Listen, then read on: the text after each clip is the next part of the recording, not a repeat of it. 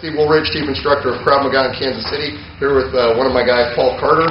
We're going to take you guys through some actual good squatting technique.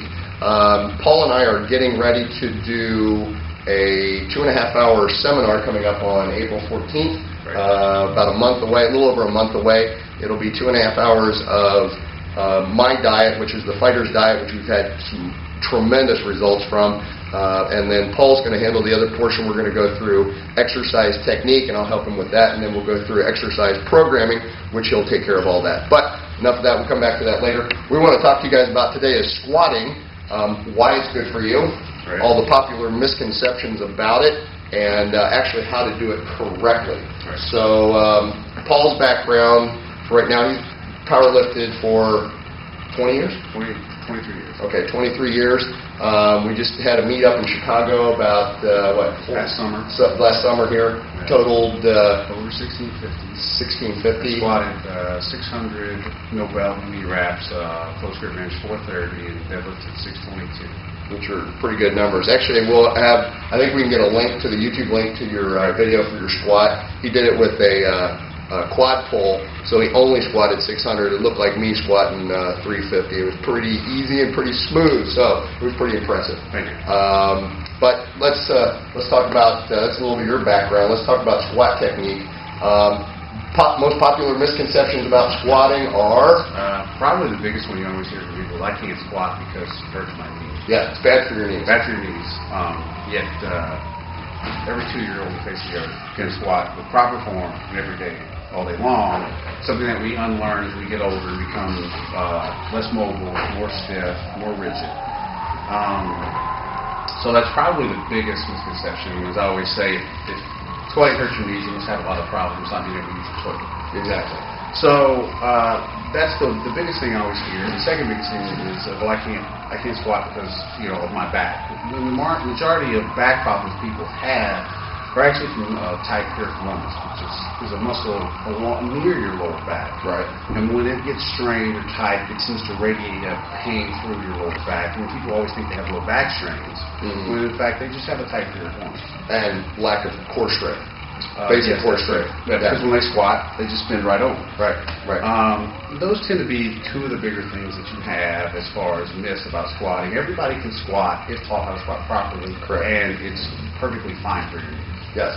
And squatting deep. I squat Olympic level depth. You like to squat that depth too. Below parallel.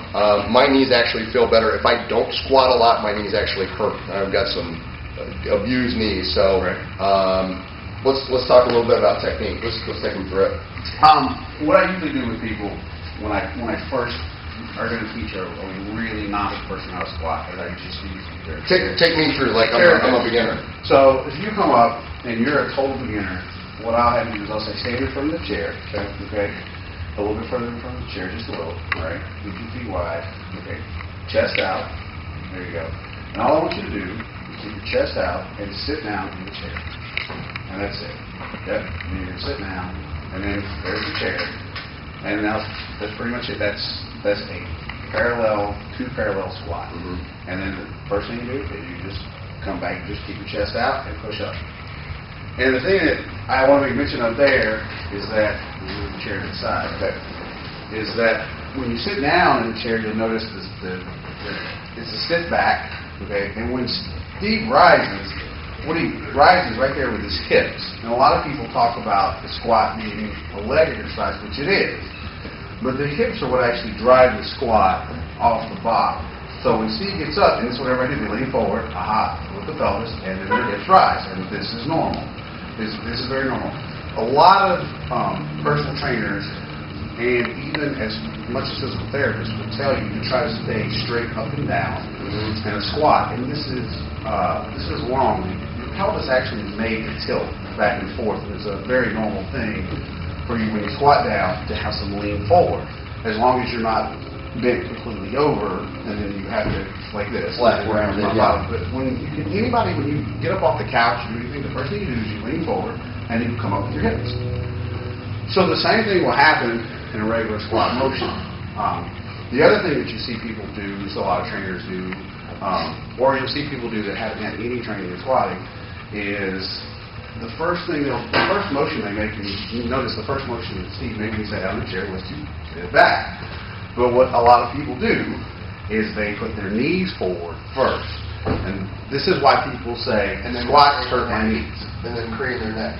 Right. I actually have one of my high school guys, the basketball coaches, their weightlifting coach, told them not to squat this way, and they only go this far on their squats, and when they get to here, to look up at the ceiling and push their knees forward. They've actually had 3 kids get injured because they actually fall forward from driving their knees like that.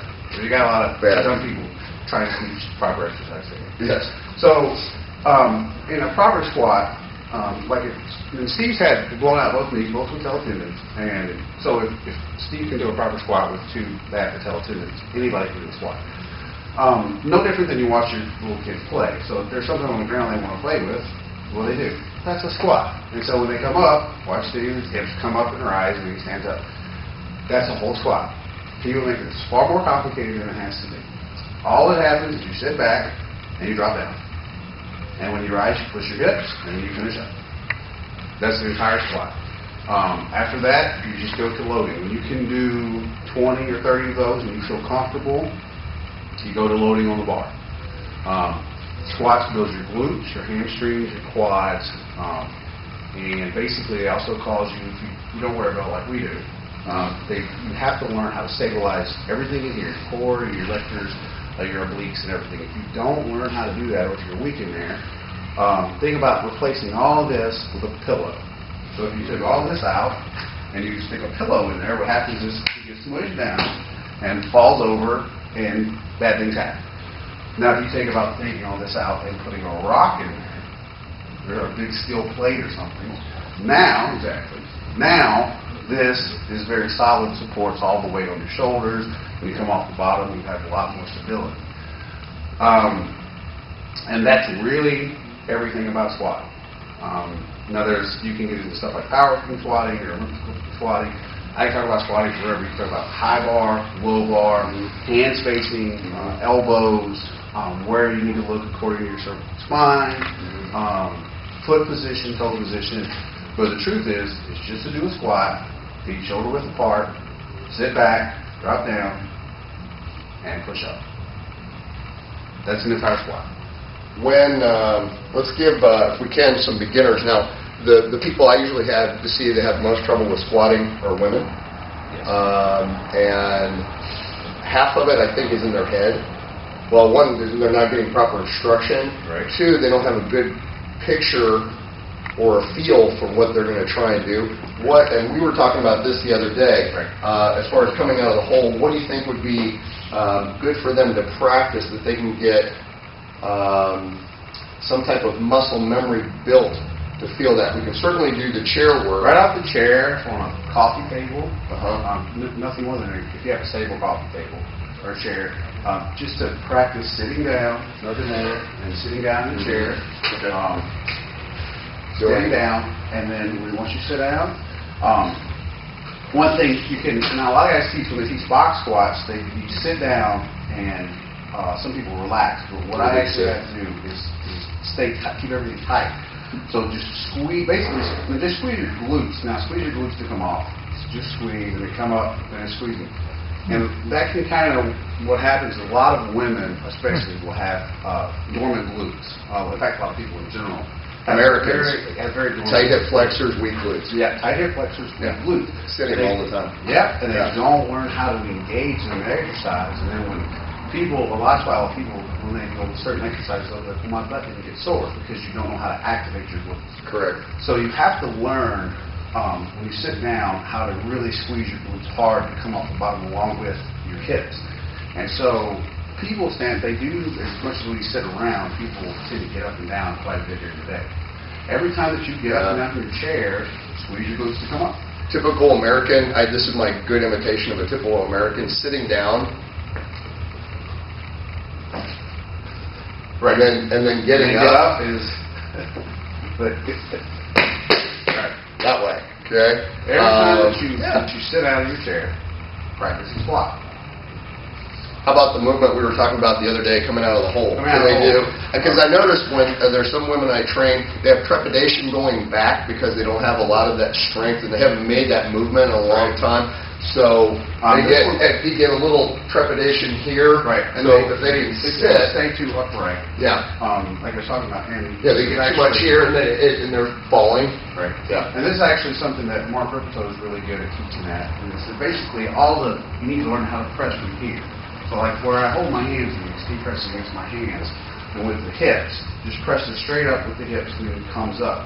So when he finishes the movement, watch the knees and hips lock out at the same time. And that's what it should look like. So you shouldn't be here, like where the knees are up. And then you shouldn't be locked out here and then the knees. So you're locked out here. Yeah, and see the knees all are the still time. there. When you could drop down into the hole, your knees and your hips should lock out at the same time. So you stand up, your knees come together at the same rate, basically lock out at the same time, and your hips straighten out at the same time. And so if you have somebody at home, they drop into the hole, just have them place their hands there, and then just push against their hands, and that will teach you that motion. Squeeze your glutes, come up, and you'll pop right out of the hole. Fire. It's kind of like a rear end keepling, I guess. You know, look at it that way. Right. That way to say it. But yeah, you guys have to actually work on squeezing your glutes. Ladies, it will make it look better, I promise. And eventually, that will become second nature. What happens is your glutes will just fire to get you off the bottom. Mm-hmm. Your hips will pop up immediately. You won't have to think about those things. Muscle memory becomes second nature. When they do, I see people working on bar position that they'll use a towel, big towel wrapped around there. I usually tell them not to because it doesn't have enough proprioception. They could do it certainly with a little bit of padding.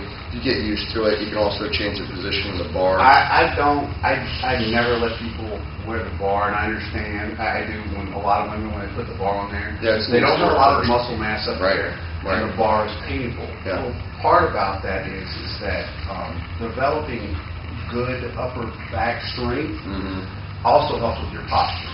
And the And the fact is, to pull back and squeeze down and squat down, your elbow angle actually causes your torso angle. And This then is you the get one here. Yeah. far more bent over. When you learn how to squeeze your elbows in, and now you squat, you see, the elbows stay basically in line with your body. Now everything's in motion to help with the proper squat alignment. Everything's integrated. Yeah. So it's your upper body, the angle of your torso will also determine your technique as well. So people don't think about that, but how you grab the bar will determine how you can squat. One more time. Same thing with toe and foot position and all those things. The wider, if Steve gets really wide in his stance, okay, now his squat's going to change, he has to get wide, right? Yep. Presses off the bottom. But as you can see, the one thing about that is the depth is not the same. The reason why is because the hips, it's hard to get a lot of depth when you get that wide with your feet. And what you lose out on there is a lot of the glute hamstring involvement that comes with when you're raw, when that comes with that. So when he gets back closer, now this is a more natural stance. He goes in that much deeper squat and then the drive off the bottom. And that's really, I mean, those are really all of the key elements. You can get everything from bar placement to all sorts of stuff. Taking it down. It's more of a low bar squat. More This is powerlifting squat. Yeah. Right. I go higher because I do more Olympic lifting stuff. Right. But and there's not a right or wrong in that position. Those are individual things that you have to learn that suit you best for your technique and your body type. Cool. So which is a lot of what we'll look at. The seminar, what I mentioned when we first started this, the seminar that we're going to do is Saturday, April 14th. It'll be 2.5 hours. We'll have the start time for it. We'll list it out on my website, KravMagaKC.com. It'll be on our Facebook site as well. Your site is Lift Run Bang, LiftRunBang.com, and it'll be out there as well. We'll go through my diet, which is called the Fighter's Diet. I'm telling you, you've never done anything like this diet. If you want to get lean and be healthy at the same time, I will tell you the biggest bitch that I hear from people when I put them on this diet is that they can't eat all the food that I tell them to eat. Imagine that. You're on a diet and you're constantly losing weight, leaning out, not losing muscle mass, but leaning out and losing fat, and you're too full. That's a pretty good thing to have. We'll do an hour and a half. We'll go through all the basics of that. I'll walk through every single thing with the program. Then Paul will sit down and we'll go through proper exercise technique for all the basic exercises. And we keep it pretty basic as far as the strength training. And where we're targeting this to is women. And generally we're going to look from 20 to 45 years of age, anywhere in there. Certainly don't feel limited if you're outside of those ranges, still come in. But that's what we're going to target because one, you guys, right now, we're getting close to summertime, bikini season, you want to look good. Also, two, I know we talk about personal trainers all the time. There are a lot of personal trainers out there that, I use the term pretty loosely, that they're more interested in talking to you about what was on American Idol that night than concentrating on what your results are for your workout. So we want to make sure that you get the optimum out of your workout. You understand proper technique so that if somebody shows you something that you know the difference.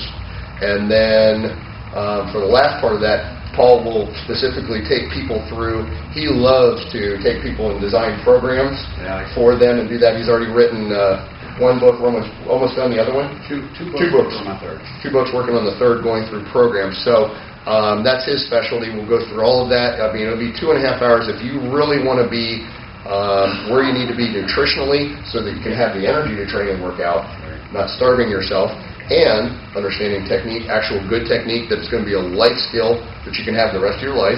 And 3, know how to properly design a program. Or if you don't want to, you can come and work with us. We'll do private training as well. We'll talk about that at the seminar. And I also want to emphasize, especially for women, a lot of them, this is, I think, the biggest myth behind women and weight training is always that women see weight training as, I don't want to get bulky. Yeah. Okay. I don't get too big. Okay. I just want to be fair about this. Lifting weights does not make you bulky. McDonald's makes you bulky. Yes. Okay? Yes. If you want to be in shape and look sexy, you have to eat the right things and you have to lift heavy weights. Mm-hmm. A lot of women talk about, when we start women like Jessica Biel. Jessica Biel lifts heavy weights. Yes. She looks the way she does because she has muscle. Yeah. Women don't understand when they say tone, which is a word I absolutely despise. Oh, I hate it. Yeah. Is muscle mass. That is muscle mass. And women think when they hear the word mass, that means big. Yeah. No. Muscle mass is what gives women those curves that they want. Exactly. Those hips, very nice curves that shoulders, they desire. Lifting heavy weights does that. Yes. It's the fat that has to come off Yes. that exposes said curve. Yes. And when we tell women, I said, well, I don't want to look big. I don't want to look. I guess I go, well, how do you think Olympic sprinters look? Women sprinters. Well, they look great. They have great legs, great behind, great chest. They lift heavy weights. They're very explosive. How about women figure skaters? They lift heavy weights. They have extremely strong legs. Right. Ballet dancers, extremely strong. Right. Okay. So all the things you're looking at as far as a woman athlete that looks great. That's muscle. That's muscle. And yes. muscle comes from not heavy weight. Not skinny fat. Right. Yeah. Okay. All right. Excellent. Well, thank you so much, guys. Thank you, dude. Good to see you. If you have any other questions, you can certainly come out to KravMagaKC.com. You can go to LiftRunBang.com. Right. And I'd like to thank Clyde Hepner for filming for us. Mm-hmm. You need to go out, if you're a fan of photography at all, or even go out to his site, and you'll be a fan of photography. He takes some wonderful photography. You'll be blown away. So you can go out to look at PerceptiveShutter.com as well. He's filming this for us, and we'll be back with you guys soon. Take care.